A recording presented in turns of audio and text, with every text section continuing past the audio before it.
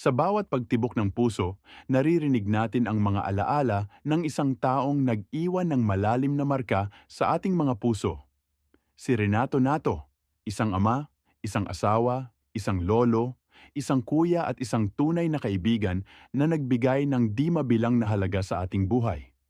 Ang kanyang presensya ay nag-iilaw sa ating mundo, at ang kanyang pagpanaw ay nag-iwan ng malaking kawalan sa ating mga puso. Si Tatay Nato ay isang halimbawa ng isang taong masipag at dedikado.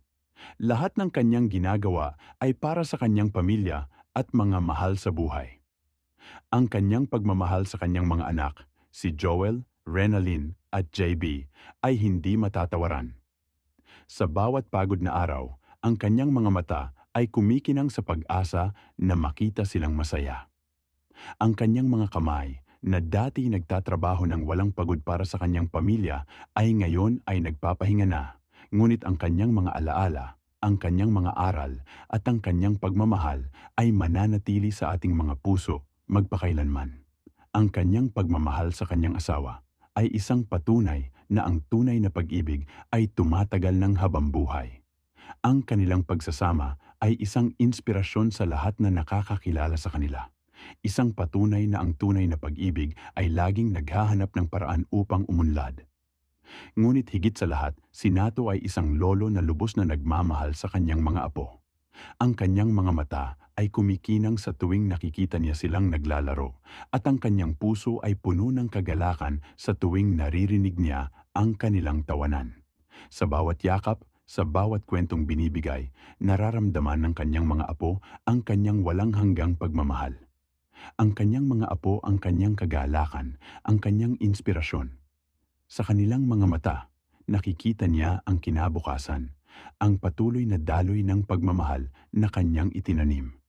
Sa bawat ngiti, sa bawat yakap, sa bawat laro, nararamdaman niya ang tunay na kahulugan ng buhay. Ang kanyang mga kilos at ang kanyang mga matang puno ng pagmamahal ay nagsasalita ng higit sa mga salita.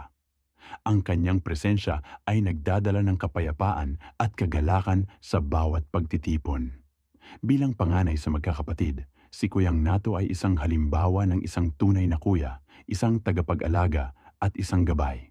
Ang kanyang pagmamahal sa kanyang mga kapatid ay hindi matatawaran, at ang kanyang presensya ay laging nagdadala ng init at kagalakan sa kanilang pamilya. Ang kanyang mga kapatid ay nakakita sa kanya bilang isang haligi ng lakas, isang tao na laging handang tumulong at magbigay ng suporta. Si Nato ay isang kaibigan na laging handang tumulong, makinig at magbigay ng payo. Ang kanyang presensya ay nagdadala ng kagalakan at inspirasyon sa bawat isa sa kanyang mga kaibigan. Ang kanyang pagtawa ay nakakahawa, at ang kanyang presensya ay nagdadala ng kagalakan sa bawat pagtitipon.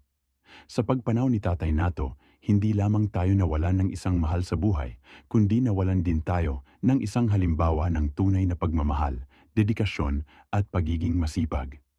Ang kanyang mga alaala ay mananatili sa ating mga puso magpakailanman. Ang kanyang mga aral ay magiging gabay sa ating mga landas, at ang kanyang espiritu ay magpapatuloy na mamumuhay sa ating mga puso. Paalam, Tatay Nato. Mahal ka namin at hindi ka namin makakalimutan. Ang iyong liwanag ay patuloy na mag-iilaw sa aming mga puso, at ang iyong mga alaala ay magiging inspirasyon sa paghakbang sa aming mga buhay.